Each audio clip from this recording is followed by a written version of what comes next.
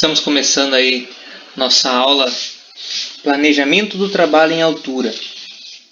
Então a gente vai estar abordando esse assunto a partir de agora. Então vamos ver o que a NR lá nos apresenta. Então lá, sobre planejamento, organização e execução.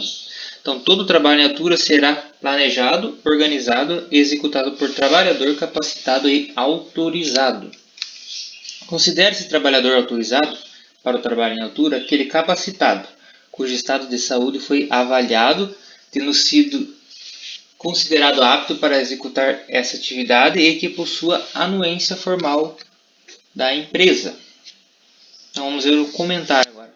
A autorização é um processo administrativo através do qual a empresa declara formalmente sua anuência, autorizando a pessoa a trabalhar em altura.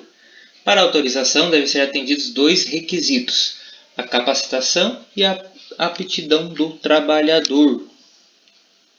Daí só assim é autorizado. Próximo slide.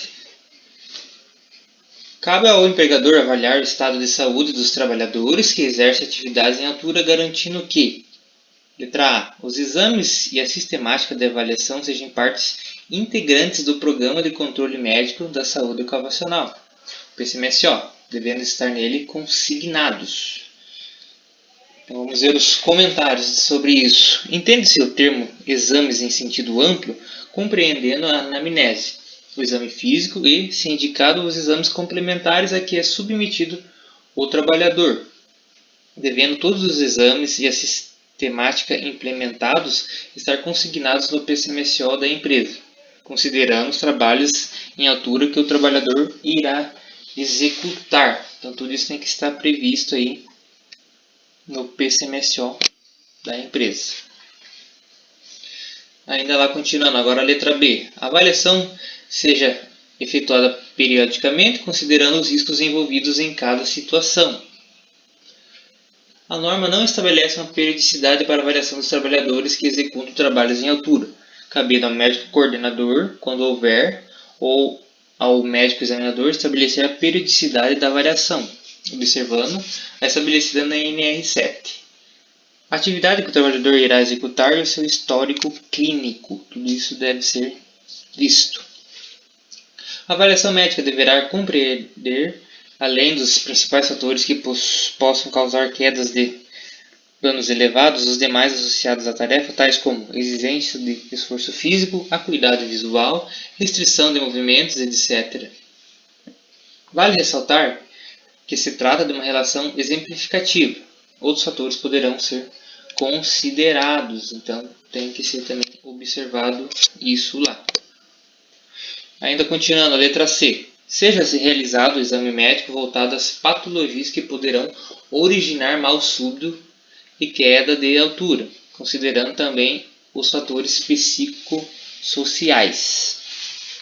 Então, o médico examinador deve focar seu exame sobre patologias que possam originar mal súbito, tais como epilepsia, patologias crônicas descompensadas, como diabetes e hipertensão descompensadas, etc.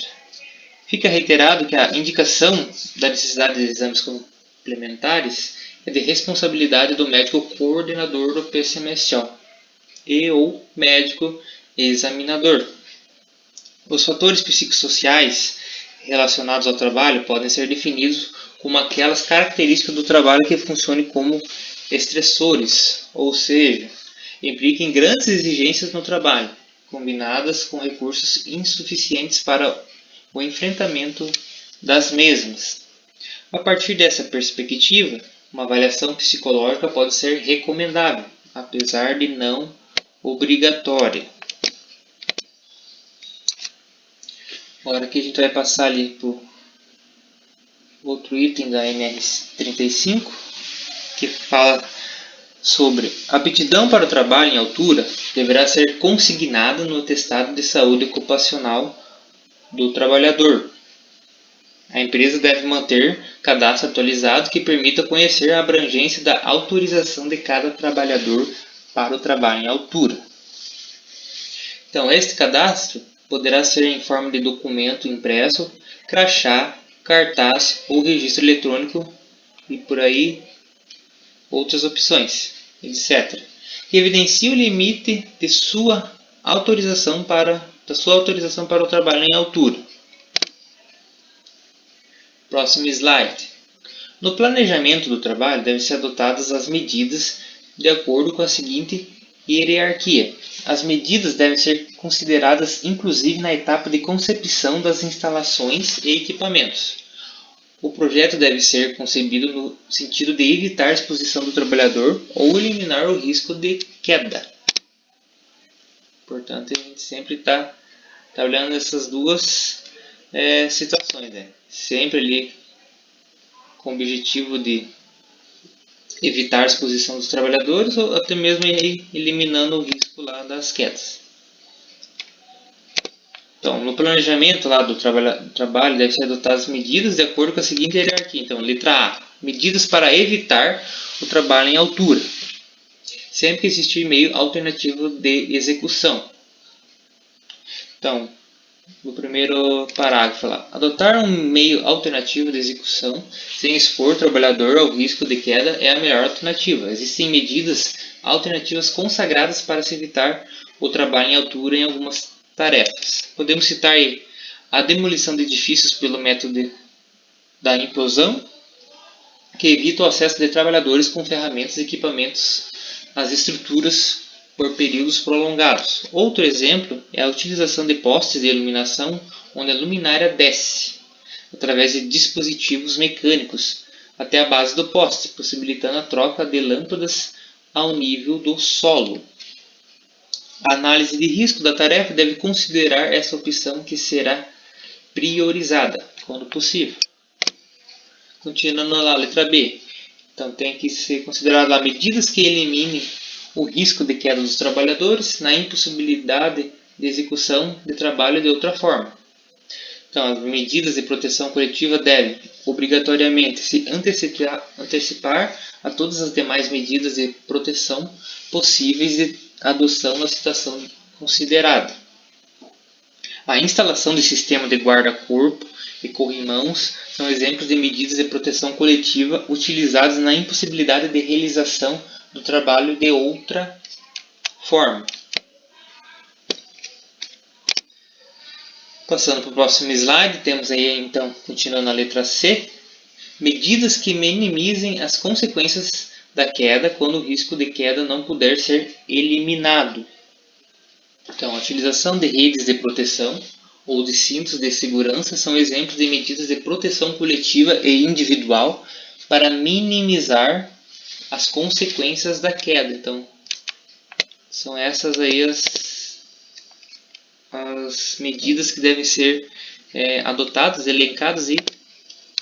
Letra A, letra B, letra C.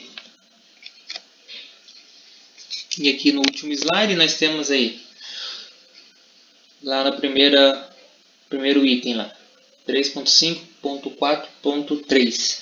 Todo trabalho em altura deve ser realizado sob supervisão, cuja forma será definida pela análise de risco de acordo com as peculiaridades da atividade. Então é isso que tem que ser considerado. A execução do serviço deve considerar as influências externas que possam alterar as condições do local do trabalho já previstas na análise de risco. Então, como exemplo de influências externas que podem alterar as condições do trabalho, pode-se citar as condições climáticas adversas, como ventos, chuvas, insolação, descargas atmosféricas ou trânsito de veículos e pessoas.